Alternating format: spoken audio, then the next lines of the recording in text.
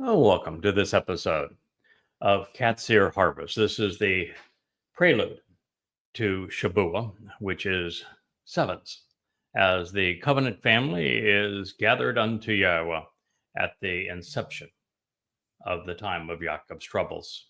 The next harvest following that will be, of course, Towrah, which will be the conclusion of this terrible time of Israel's suffering. And so we are celebrating now these harvests in anticipation of being drawn away from all of the heartache and death and deceit, destruction that we're witnessing all around us at this time, particularly with the rise of anti Semitism around the world, wars and rumors of wars, as you are no doubt aware. And therefore, this is a great celebration. Now, to understand the timing of these events, which we recognize that Shabuah is going to transpire on 22 May of 2026, 7 years prior to David's and Yahowah's triumphant return on the 2nd of October 2033, which is year 6000 Yah. We have our calendar set. We have 11 months to go for the upcoming harvest and then 99 to go for the time when we can celebrate the ultimate family reunion. So here we are with Leah again. We have Wookie also in the co-pilot chair. Wookie is even waving to us as we return to the testimony of the prophet Yoel. And the reason we're considering Yoel is his prophecy all pertains to this particular time, to what is going to transpire prior to, during, and at the conclusion of the season for these harvests. And so the next thing that the prophet reveals is that, Yisrael, it's time for you to tear away and disassociate your hearts and minds from where you have been associated with deceitful and treacherous garments. It's time to return to Yahowah, your God. Hear, hear. And one of the things that distinguishes the religious from other people, and particularly religious Jews, the Haredim, the ultra-Orthodox Jews, is religious garments.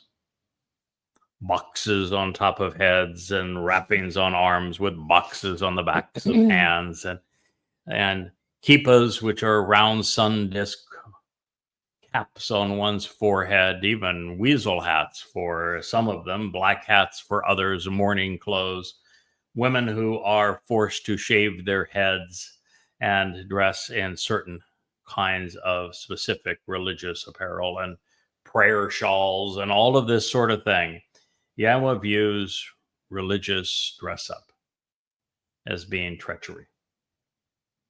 Yeah, where does it say to do this in the Torah? Nowhere. Where? Nowhere. Show me. You know, there's an instruction to put Yahowah's testimony between your eyes and on the back of your hand. And the reason that God says you should do that is that so your actions are guided by his revelations to us, so that your perspective of the world and your understanding is made more keen, more consistent with his own when you view the world through the lens that he has provided through his testimony.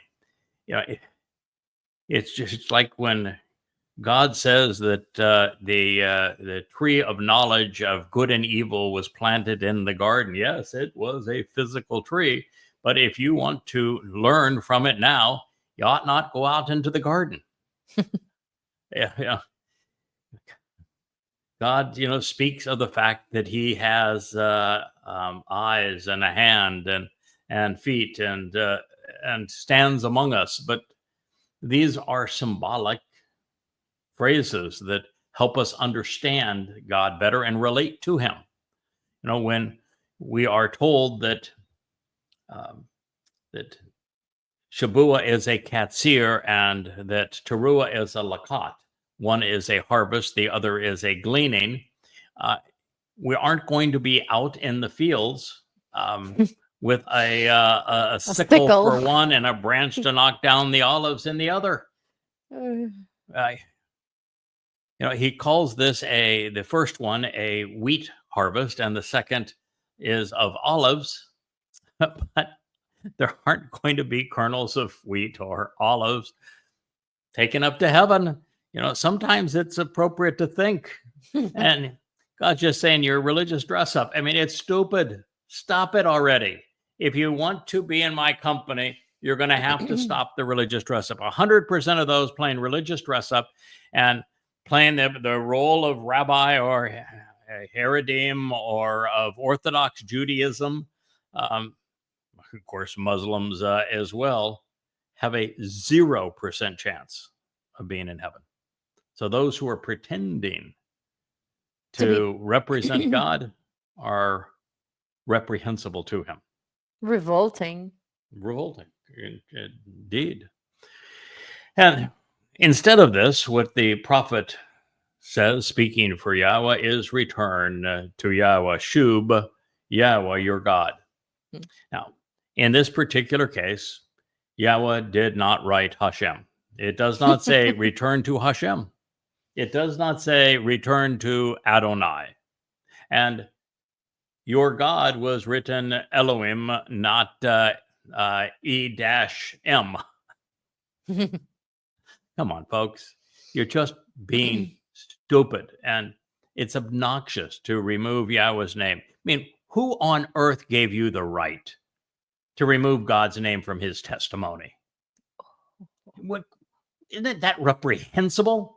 Why? Because you want to claim that maybe it's your own. You want to rip it from him. You want to disassociate from him. You don't like his name. You have absolutely no justification, no right to remove Yahweh's name from his testimony. It was reprehensible. It is to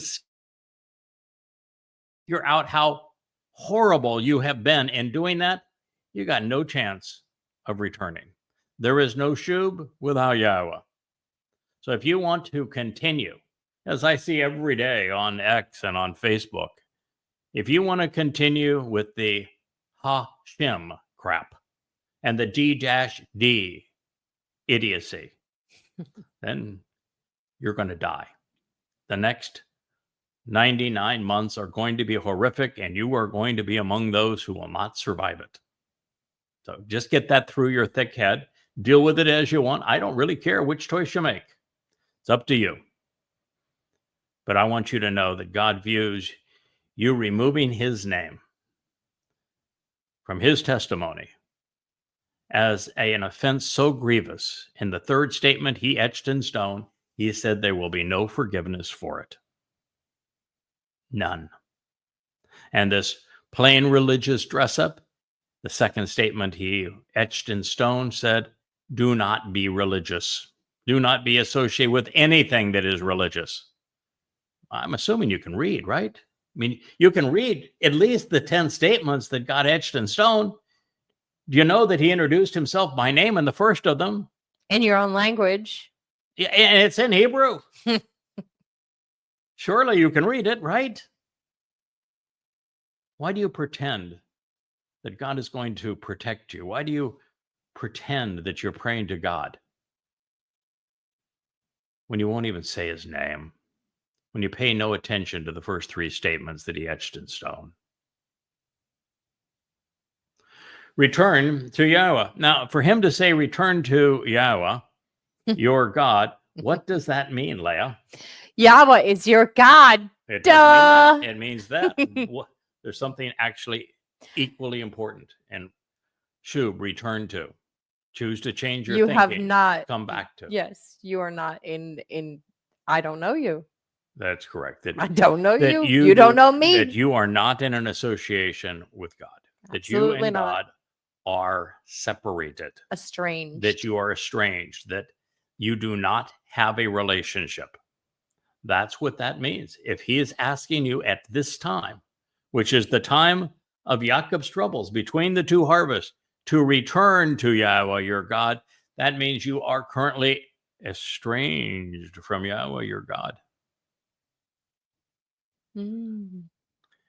For indeed, he is compassionate and merciful. He is long-suffering, patient, and slow to anger, abounding in steadfast and loyal love. What he is telling you is if you ever get your act together, start listening to him, respond to him, embrace him, accept his name, acknowledge all that his beloved son, Dowd, your Messiah and King, has done for you, that you will find God waiting for you with open arms, receptive, wanting to give you a hug.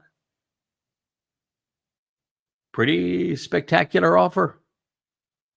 Truthfully, if I may, I'm on the other side of that. And while it is difficult to walk away from your father's house and everything you know, literally everything you think you know, because we're a nation of know-it-alls, what awaits on the other side is far more beautiful, far more pragmatic, far more realistic, achievable, approachable. Shall I go on? I mean, I could for days. However, I'll let the program go on and take it back to you. Yes, indeed. There is nothing to lose and everything to gain to follow Yahowah's advice and return to him. He will provide reassurance and encouragement, especially during this malevolent and miserable ordeal. Yahowah is God, Joel 2:13. What is the name of that prophet again? Yoel. What does that mean? Yo is for Yahowah. By the way, you know that even in your corruption of it, where you call it Joel, where do you get the O sound? From the wah. From the wah. This is Yod Wah. So, pretty much explains how to pronounce Yahweh's name. Can't be of the myth that no one knows how to pronounce it. When right here, you can pronounce the Yod, you can pronounce the Wah, and that's Yo. And certainly you know that Torah gives you the pronunciation of the Hey. Where's the mystery? There is none. There is none. And even here, Ra'ah ends in the Hey sound in this very statement. So what God is saying here is that he is speaking to you about the time of ultimate malevolence and trouble, of total calamitous circumstances. And that is the time of Jacob's troubles. It begins, it's a 7-year period. It begins on sevens, on Shabuah, which is celebrated 7 years prior to Yahowah and Dowd's return, and therefore 22 May of 2026. And it concludes upon Towrah, which is the day of the herald, 23 and 24 September of 2033. And yes, 2033 is year 6,000 Yah. Maimonides was a nincompoop. Or a liar. No, he was just stupid. His whole dating phenomenon that rabbis continue to parade around under and pronounce, they know is absolutely mashugana. It's craziness. He didn't base it on the Torah.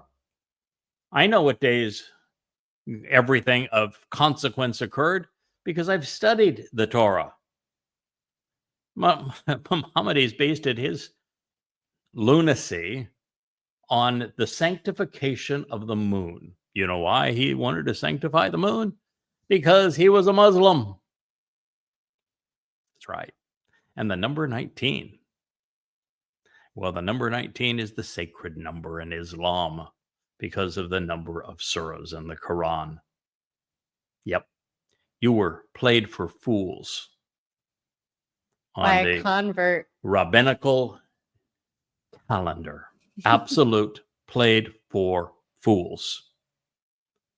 We know, based upon what the Torah reveals, that Adam and Chava were escorted out of the garden in 3968 BCE. That was year 0 Yah. We know that 40 Yobel 40 is the number of a time of testing and trial, and Yobel is 50 years of celebration of a time that all debts are forgiven, that all people are free, and we get to return to the land. In periods of 40 Yobel, which is 2,000 years, from 1968 BCE would be 3968 BCE would be what? 1968 BCE. Guess what happened then? I can tell you. You don't know? Abraham and Yishak climbed Mount Moriah on Yahweh's instructions. And after a long discussion about the celebration of Passover and the sacrifice of a lamb, and of one and only and most beloved sons, Yahweh said, I will provide the lamb. And so this was the dress rehearsal on Mount Moriah on Passover in 1968 BCE. Guess what happened 40 Yobel from that moment? 33 CE. The very Son of God, David, served as the Passover lamb in exactly the same place to fulfill Pesach. That was 33 CE. 40 Yobel after 33 CE would be what? 2033. That is when the final three Moed Mikre will be fulfilled, Teruah, Kapurim, and Sukkah.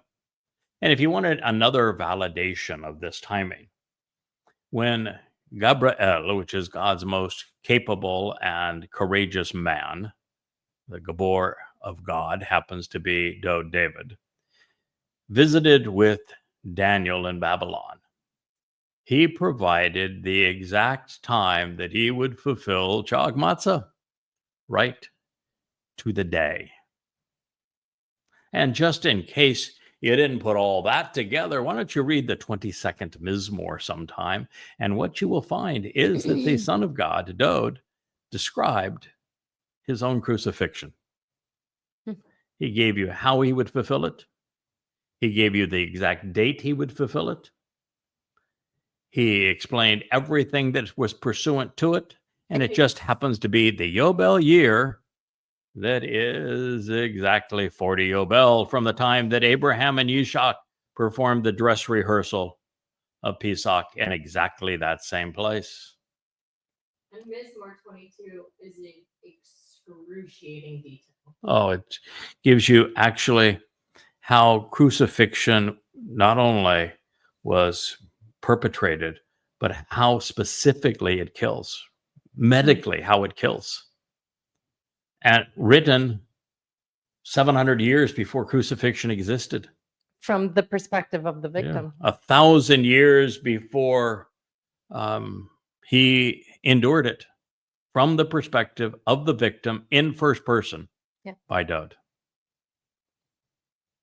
And of course, it's Yahweh who says 3 times, Dod is my son, I am his father. He says this of no one else. This idiotic, disgusting, reprehensible notion that Jesus is the Son of God is horseshit. Camel poop. Donkey dung. Dod is the Son of God. God makes it clear. To say anyone else is the Son of God is to make God out to be a liar. Why don't you read what it says in the second Mizmor? Why don't you read what it says in 2 Samuel 7? Why don't you read what God said in the 89th Psalm? He makes it abundantly clear. His Messiah, David. His son, Dod. The rest of it is pure hogwash. And Israel, you have missed this. Jews, you have discounted it. Your goddamn rabbis will tell you God can't have a son. No, that'd be interspecies. Sorry. That's like putting this stupid box between your heads, between your eyes. I mean, good God, how stupid do you have to be? So if God says, he is my son, I am his father, that can't be true.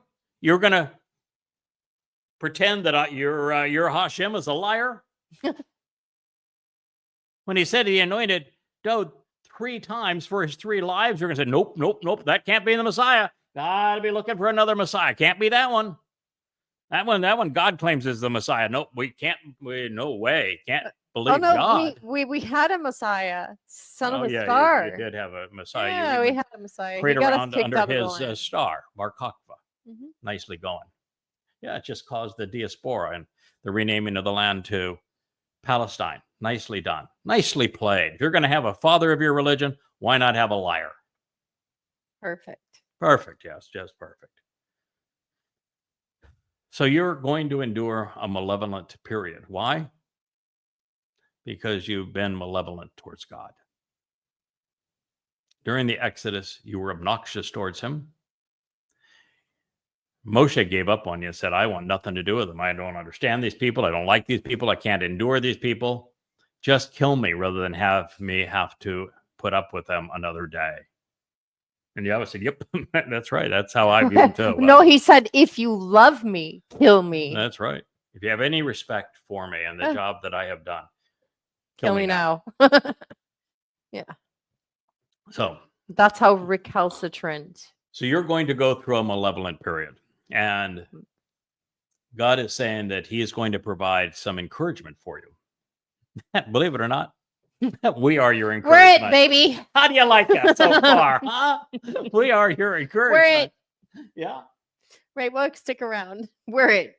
Yeah, we're it, kids. Yeah, it's I guess God had to scrape the bottom of the barrel. We're the best. We weren't just the best he could find. We were all he could find. Yeah. So, hi there. Here we are. We are your encouragement. The most support you're going to get. And you say, well, no, come on. God's not going to pick a person.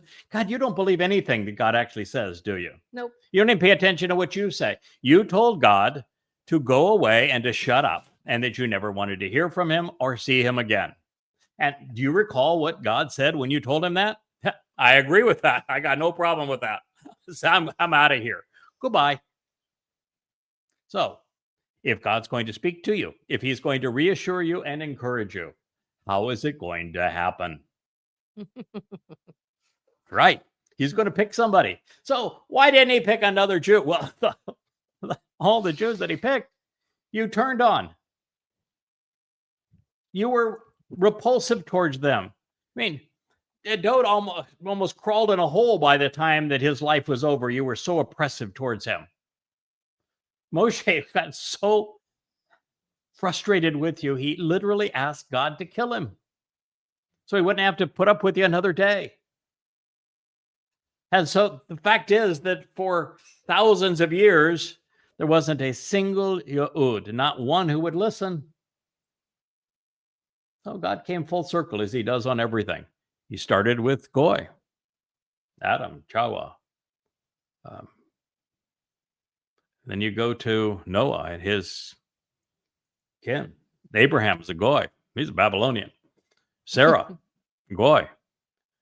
Product of 2 Goy. Guess what? Ishak is a Goy. Ishak went and married a Babylonian up there in Haran. That would mean that both Esau and Jacob were Goy. So he's just come full circle. And he's picked a man that he says is the man from Edom. That is symbolic of reunifying the family because the family was split between Esau and Jacob. So this is where we are. You're going to encourage a malevolent time, and the best you got for reassurance is the 2 of us. So we'll make it as pleasant as we can for you. We're plenty sarcastic. We try to engage a little humor. We know that God likes that. He likes people who are bold and blunt. So we got that going for us too. We have prioritized his words. We know his Torah, probably understand his Torah better than anyone in the last few thousand years. We love his name. We love his son. We love everything about him. So we got And we're that going for us. willing, And- more so. And we're willing. even committed to awakening you Like when it or everybody not. else has given up on you. Yeah, like it or not. Yeah. You're stuck with us. Yeah, you're stuck with us. I mean, I can tell you that the prophet who has the most to say about what we're doing with you, this is really serious. We're trying to make light of it because, well, God likes a sense of humor. But the prophet who has the most to say about this is Yahowah. He's the one who after devoting the first 10 chapters to Israel, you are disgusting because you were religious. And so long as you're religious, God's going to view you as disgusting. So this is his solution. He's going to send the choder to you. And this choder is going to be imbued and empowered by the 7 spirits of Yahowah, including the very spirit of Yahowah. And he's going to write this nesh, these books that you see behind me, and that those books are going to be lifted up by God himself to get your attention. And so that is the story that God is going with. That is his plan. And he's had this plan all the way back in the time of creation. He knew exactly as he was going to deploy this plan. So how come they don't know it? So how come you don't know it? That's right. I know it. I've read your prophets and I know it. Why don't you know it? It's an interesting thing. But, you know, again, you like your Torah and prophets filtered through your rabbis, and your rabbis have an ulterior agenda, don't they?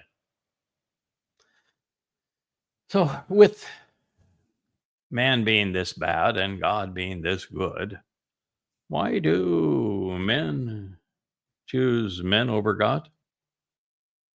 Why do Christians choose Paul over Yahowah?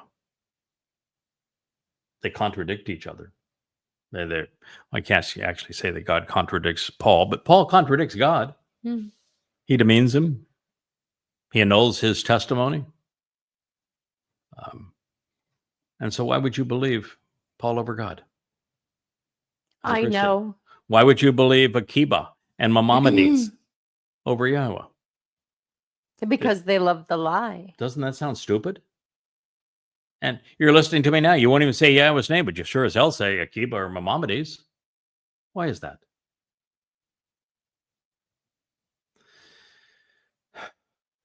Why do men favor religion and politics, patriotism and militarism over genuine compassion and mercy from our Creator, love? And why is it by 1,000,000 to 1 in favor of the aches and pains and disappointment of militarism and politics and religion? Why do you continue to do, Israel, not even Goyim, what you've done for the last 3,000 years when it has been miserable for you, when there is an alternative? You think that continuing to do the same thing is going to deliver a different result? Considering who we are and what we have done, why does God have to beg us to embrace him?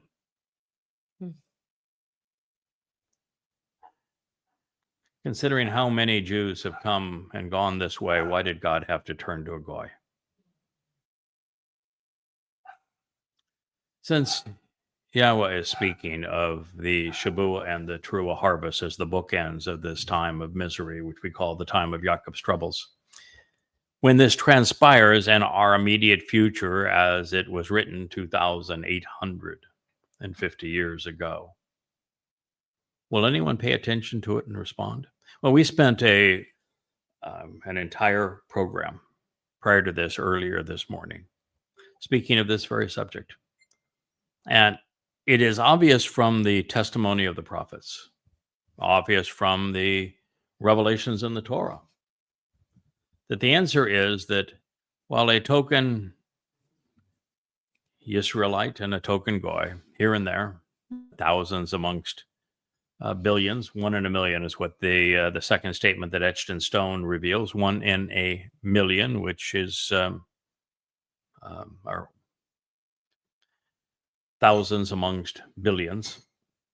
in today's world will listen and be part of those harvests. I'd be delighted to have 1 in a million of the 8 billion people alive. That would be 8,000 people to avail themselves of the Shabuah harvest. But Towrah is going to be limited to 7,000. We're told how many and from whom. It'll be 7,000. And it's just a shame that with so many people in the world, so few are going to listen. And what we deduced from our last program and from what we've read in the Torah and the prophets, it really isn't until Israel is stripped of all other alternatives, backs up against the wall, blood everywhere. The carnage is imminent.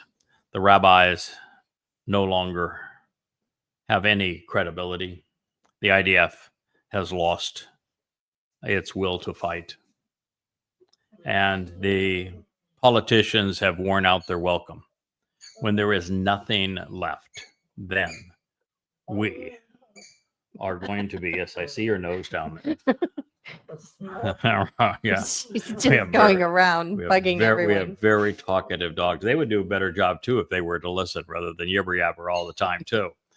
But the fact is that Yahowah has made it quite clear that even this final remnant, it's only going to be there, not because they have finally decided to listen and embrace the truth about Yahowah's name and his beloved son.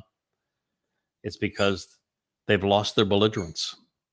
They'll be dumbfounded. Yeah, they have all of the hell that has come upon them, the worst treatments ever, including the Holocaust. It's going to drive the resentment out of them. It's going to break them of their obnoxiousness. And they're just going to be laid there for the first time receptive because they will have given up on religion and politics and patriotism. And then you can have the sacrifice of the red heifer, and he will heal the adulterous woman, and we can have the great betrothal to the returning king on Kippurim.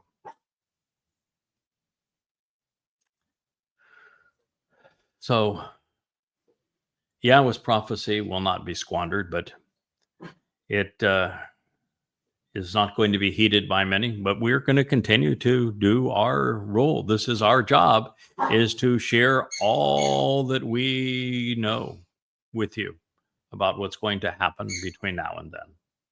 So it should be noted that from Kara, which is to sever, was scribed with an ain here rather than the more familiar aleph. Kara with the aleph is a marvelous term, one of the best in Hebrew. It means to invite, to summon, to welcome, to meet, to read, and recite. But with an ain, it is an entirely different word. And with an ain, it means to sever. So we're not being called out here or invited to read and recite. In context, God is asking his people to disassociate themselves from the troubling sadness and the malevolence that is engulfing the world as a consequence of religion and politics run amok, gone awry. And just as covenant members leave the overtly religious and political behind, the cultish, militant, and conspiratorial must disown all religious apparel and all conspiratorial, cultish, militant, religious, and political affiliations if they are to make the next ingathering. But if you're a goy, then you only have one opportunity left. Well, there's one and a half, if you will. The one is the Shabuah harvest, which is both of Goyim and of Yehudim. The Towrah ingathering is of olives and only of Yisraelites. And the remnant of Yisrael is, of course, the remnant of yes, Yisrael. The half of an opportunity is that there will be those Gentiles who will be gathered from around the world whose aptitude and attitudes are conducive to working around God's people and being supportive of them. And they will also be gathered in, and they will be cleansed and protected so that they can function in the presence of God. And I think that they will be given a similar opportunity to the remnant of Israel going forward, and that they will have the opportunity to embrace the covenant and Yahowah as we move through the millennial Shabbat. So the very fact is that if you look and study human history, the history of civilization, it is a river of tears and a torrent of blood. Man has been malevolent, with none worse than the Muslims led by Muhammad and beguiled by his Quran. But we should never forget how horribly Christians have treated Jews. A Christian New Testament is disgustingly anti-Semitic. Rabbis have also set a high mark when it comes to abusing and bilking their own. So it is from all of them that God is emancipating his children at this time. And today, no group is as detrimental to Israel's and to Jews as are progressives, who are at heart Marxists, particularly in academia, social media, the mainstream media, politics, and within the United Nations. Throughout the Torah and Nabi, Yahowah is emphatic about three requests. He wants Yisrael to listen. Shema Yisrael. He wants Israel to disassociate from religion. And as he just stated here, to return to him. When they eventually do these things, and they are part of the upcoming harvest, and they capitalize on Shabuah and Teruah, or they benefit from the sacrifice of the red heifer and therefore attend Kippurim, they're going to find God approachable, lovable, and reassuring. Now, truth be known, the chosen people have seldom chosen God. Over the past 4,000 years since the covenant was formed with Abraham, and at times even including the patriarch himself, the Israelites have been irascible, far more antagonistic toward God than loving. So, with Abraham, was he a model of sublime character? Hardly. What did Abraham do that was particularly reprehensible? I think he human trafficked his own wife to a couple other guys. Yeah, Twice. Mm-hmm. He pimped Sarah out twice for lammies. Yep. That's a. I think it's called sex trafficking today. Yes, yeah, it would be called sex trafficking. Yeah, he prostituted Sarah twice for an increased flock of lambs. That did not exactly make him a swell guy. And you look at almost everyone in God's story, and there's blemishes everywhere. And even now, we know that Moshe gave up. Actually, had a temper tantrum in opposition to Yahowah. The Moshe meltdown. Yeah, the Moshe meltdown and Dode. There are 4 or 5 times where Dode just said, "How in the world could this man make that mistake?" And yet he did. So, Israelites have been irascible and typically far more antagonistic towards God than loving. And their attitude has worsened over time. Well, that's might be an exaggeration. You were so obnoxious during the Exodus that both Moshe and God gave up on you. So I'm not sure it got worse, but it's gotten no better. Now, I share this because of the enormity of the problem it poses for Yahowah. It puts God in a terrible bind. You want to know how bad you put God in this place where he was pretty much devoid of options. You got us. Hi there. That's how desperate God was to solve this problem. You got us. Well, you're not so bad. At least we come with the truth. Yeah, well, God doesn't think we're so bad. In fact, he actually likes us. He likes us a lot. He's actually pleased with our performance in this regard. He says so often. Heck, when you consider how everyone else has fared thus far, including God himself, the very fact that we're still on our feet, we're still doing this, that gives God a lot of reason to be pleased that we're still engaged. Well, Israel, there are 7 Moed Mekre, 4 beyond the 3 which have been fulfilled, although you don't even know how they were fulfilled. You all think that Passover was fulfilled and that it was signified liberty for the children of Israel, and that it's a 7-day holiday. Wrong. Well, wrong at that time. Wrong about its purpose. Pesach was fulfilled in 33 CE by Dod when he served as the Passover lamb. Pesach and Mitzrayim served as a harbinger for the ultimate fulfillment. Pesach had absolutely nothing to do with liberty. It is about life. You didn't leave Mitzrayim until Matzah, which is about being disassociated from the corruption of religion and politics. And Matzah is a 7-day celebration, of which Pesach is the first day. So you got it all wrong. Congratulations. You don't even celebrate matzah anymore. It's Ingredient. It's an ingredient as part of Passover when it is according to God.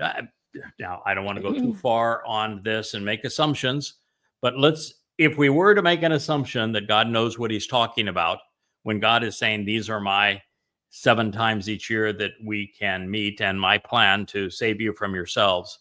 If we were to make that assumption that he knows what he's talking about, he says that matzah is the 7-day celebration. He says that matzah is esteemed, which means it is essential. He says that matzah is kodesh, which means it's set apart as exceedingly special and unique. He says that matzah is a chag, and that it is the day, the time to celebrate. He says that matzah is this week-long celebration of our relationship with God. It is the time when Dod's nefesh soul carried our guilt away and deposited it in Sheol. That is a marvelous insight that maybe if you weren't so thick-headed, you'd be able to process. If I may. You may. Instead, Yehudim prefer to play games with the matzah, hide it between linens and do this and do that. And you know what I'm talking about. Yep. Instead of revering it for what it is, we do what we typically do by playing games, muddling it, and making it into something it's not. Yeah. And that is the saddest part of all. At Pesach, Leo. Yeah. Who is the invited guest to every Pesach celebration that's done in rabbinical style? Who's invited? Yeah, who's invited? Who would they set a place for? A whole place setting. Somebody even runs to the door to let him in. Who is that fellow? That would be Eliah. Eliah. Yep, they have a chair. They don't like Yah's name. So what do they corrupt it to so they might know this fellow? Elijah. Okay, yes, Elijah, because you don't like saying Yah's name. And Eliah, of course, is the flip of Yoel. Yoel means Yahweh is God. Eliah means God is Yahweh. So just to keep it straight here. So both are true. So you can kind of figure this out. But what was Eliah's claim to fame? What did Eliah do that was really extraordinary? The single most important moment in his life. In fact, all of his life is about this very moment. What was it about, lived. He had the most righteous, sharpest, sarcastic tongue towards Israel's political elite and religious elite, particularly the religious elite and the leaders of Baal, the prophets of Baal. Yeah. But the one thing that he was known to do is to vanquish the prophets of Baal by burning a what? A bull. A We'll bull. get to the bull in a moment. Mm. The sarcasm was his style. Oh, And since he's cutting. the one person that Yahowah said, I'm taking him because I got use for him at a more important time. So now that we've gone through this dress rehearsal of accosting religion and politics and doing away with Israeli religion and politics, and we've had a good time doing it, and we've done the dress rehearsal on the bull. You're coming with me, kid, because I've got a really important show for you. And so you should be making the connection that God so loved the sarcastic style of Elia, and the fact that Elia was right in your face and bold. He wasn't afraid to expose and condemn the religious and political establishment of Israel is the reason why Yahowah said, you're coming with me and I got another job for you, because we're told he's coming back as one of the two final witnesses. But the other part of it is, and you mentioned it, and it is the most just baffling thing as to how smart people, Jews have average IQs of 115, maybe 10 times dumber than I am, but nonetheless very smart. Mine's somewhere around 180, so it would be significantly better than yours. But nonetheless, it's 115 smart. You set a place setting and open the door for Elia to come in to Passover, which you're celebrating incorrectly in a religious style. And Elia is best known for opposing the religion of Jews. That was his job. He exposed and excoriated the religion of the Jews. And guess who the God was named? The Lord. Who do you replace? Who do you write? When you say Shema Yisrael, your version of it, Adonai. What do you replace Yahweh's name with? Adonai. What does Adonai mean? The Lord. So here you have Elia condemning the prophets of the Lord, and you change Yahweh's name to the Lord. Are you out of your ever-loving minds? Do you see? Is there a Jew out there that can think? Yeah, excuse me. Do you see the bitter? Leah, we have our webmaster, Joe. He's Jewish. We have our great friend, the pulmonary specialist, and Dr. Jeff, and many others whose DNA screams they are Jewish, that are part of the covenant. But oh my goodness. So here you have the man who excoriated Judaism and its iteration at that time. And you set a place table for him at a religious ceremony where you've screwed up Passover and matzah and Bakurim. You're not just thinking very well, are you, Jews? I mean, this is really, really dumb. And No. And we can tell you this, and we still don't get your attention. What is it? What do you call a person who finds that what they have believed is proven to be absolutely ludicrous, which we've done, and still clings to what they have believed in defiance of all the facts? Insolent. Yeah. So, you know why that God chose a goy to speak to you? Should be obvious by now. Yeah, it should be obvious by now.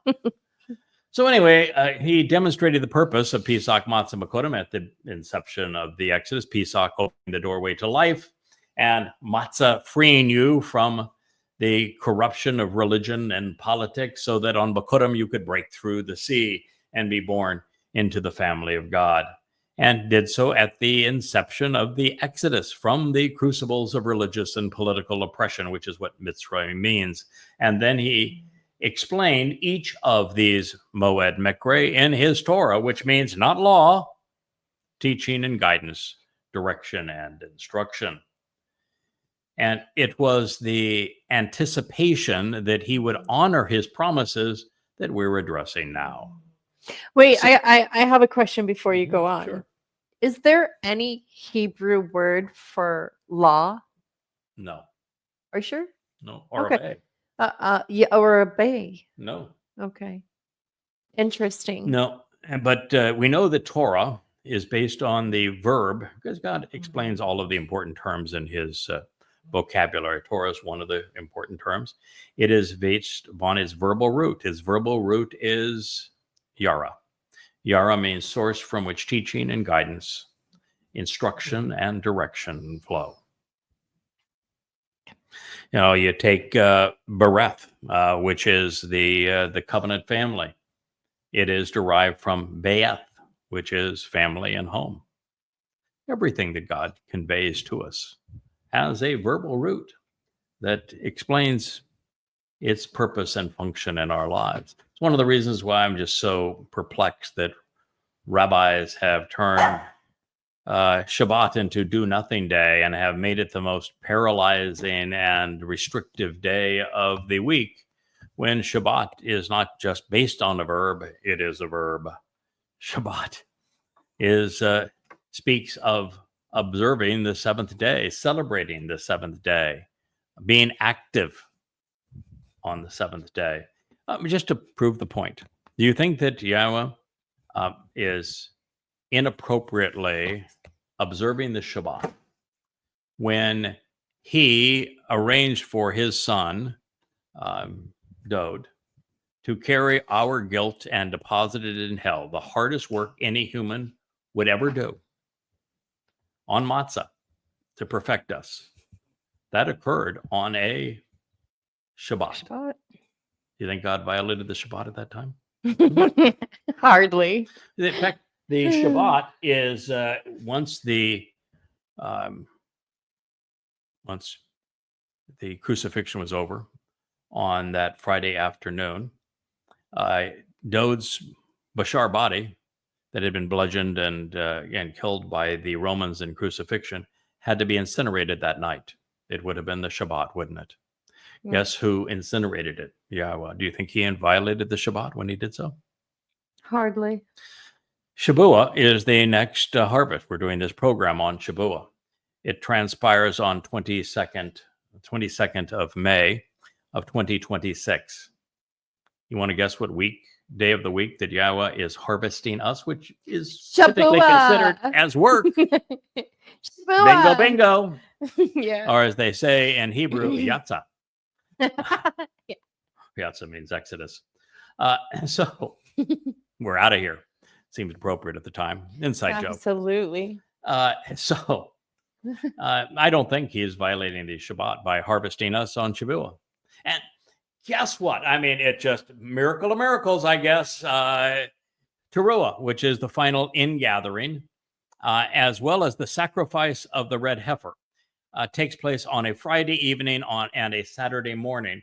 That would be a Shabbat of September 23rd and 24th. So the final ingathering, Yahweh's the one performing it. He's gathering his children in. That would be work.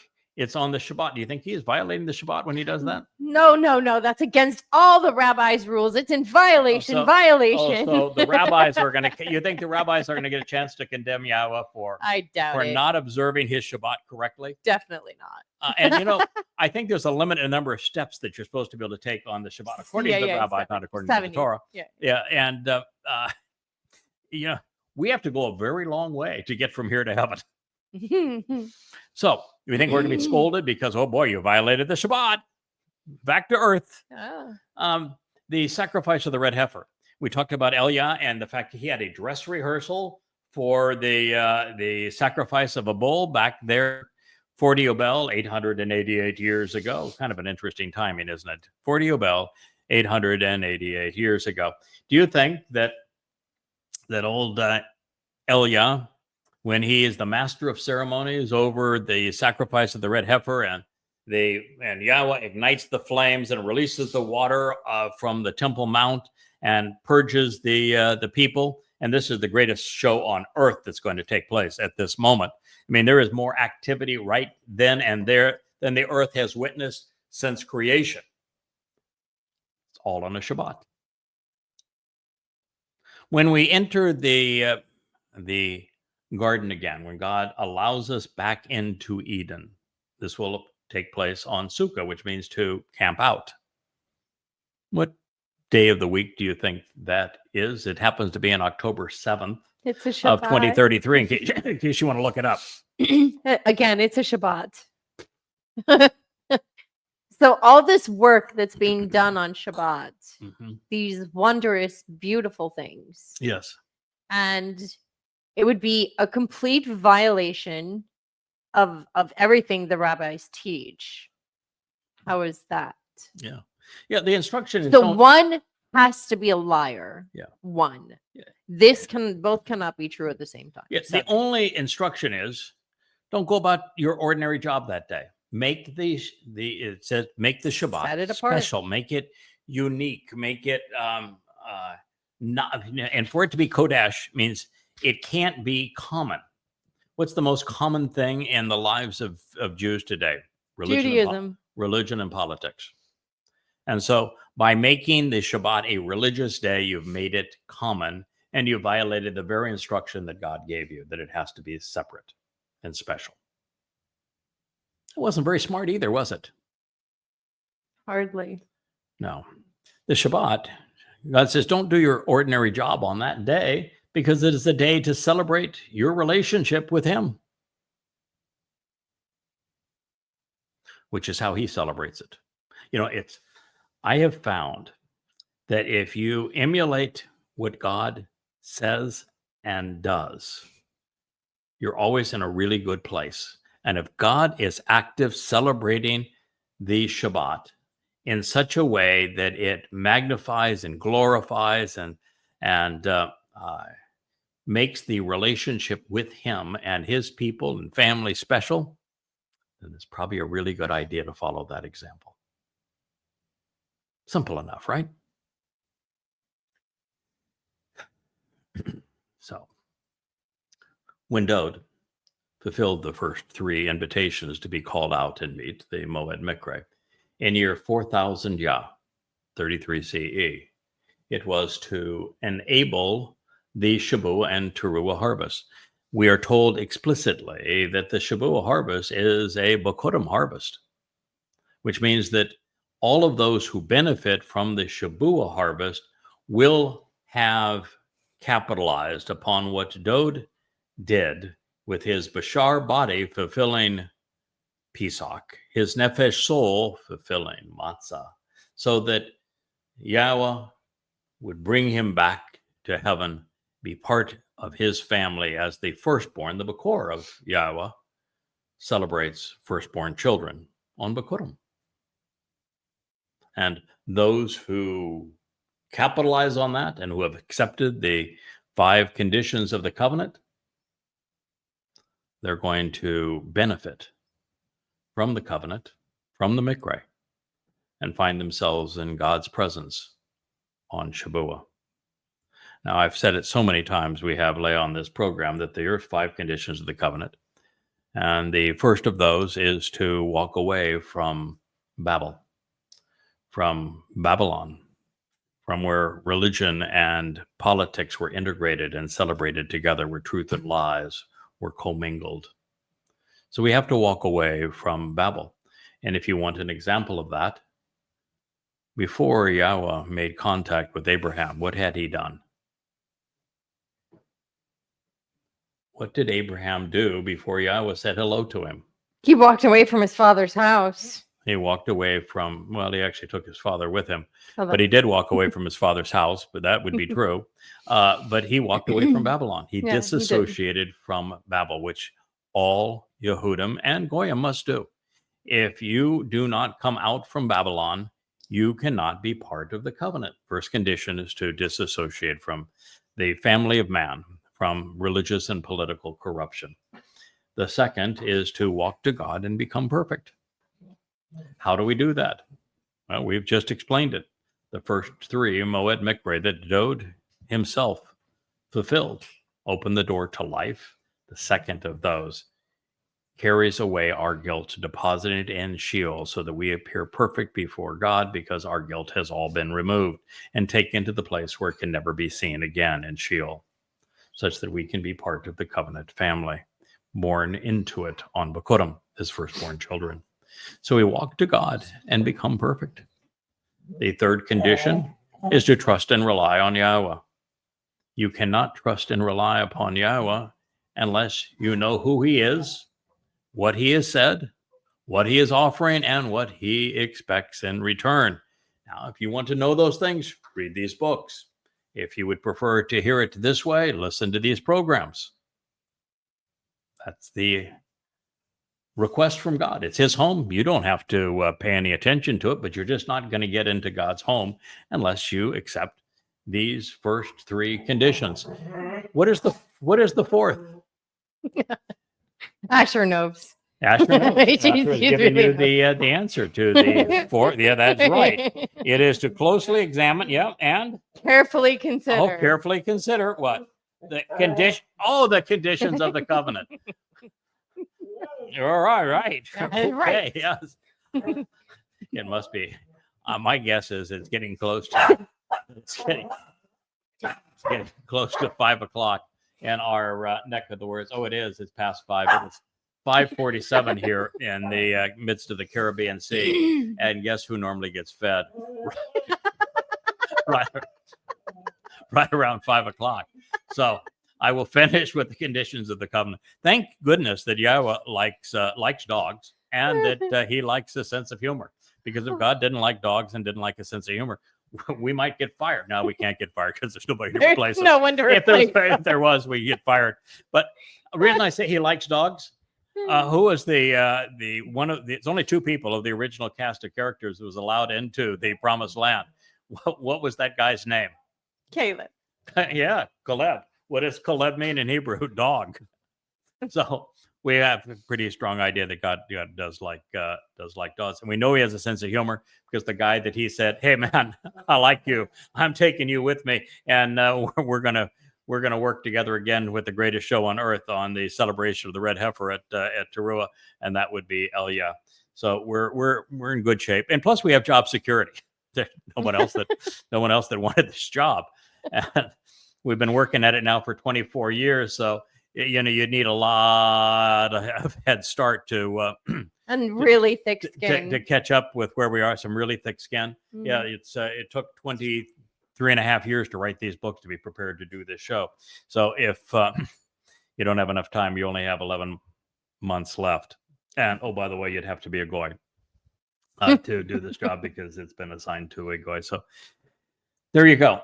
So the fourth condition of the covenant is to be especially observant, to closely examine and carefully consider the very terms and the conditions of the covenant that we are talking about, because when you do that, then you're in position to trust and rely upon Yahowah. And the fifth condition is to acknowledge the sign of the covenant, which is circumcision. As a man, we must be circumcised to participate in Pesach, Matzah, and Bikurim, and to be part of the covenant. The intent is to show on the part of the male anatomy that is used to conceive children to be part of a growing family, to do the very thing that the covenant was conceived to do, to conceive and raise children, to love children, to share your lives with them and to teach them. Well, that part of the male anatomy that makes contact with the beloved woman is to be snipped, cut. Why cut? Because the covenant is separate. It is also Kodesh. It is set apart. And we are cut into it. All things, man, all things that are common on earth. We are cut into this agreement, and it is cut and therefore set apart from the things that are common unto man. Those are the 5 conditions of the covenant. The 5 benefits of the covenant are all fulfilled through those first 3 Moed Mikre, which Dode honored in 33 CE. They are Pesach, to be immortal, Matzah, to be perfect, and then on Bikurim, to be part of God's family, enriched and empowered by him. Well, we'll pick this up in our next program. We're delighted to have 2 shows in a row with the beautiful Leah. Makes it a whole lot more fun for me. And so one of the great results of this morning is we were having some angst over how tough this audience is, that, it's appropriate that we do this together, that we can support one another in this and have some fun with it, and actually go to the Elia style of delivery so that it's as enjoyable as it can be for all of us. Well, thank you for listening. We'll be with you again tomorrow. May Yah bless you all. This has been an episode of the YAHOWAH blog.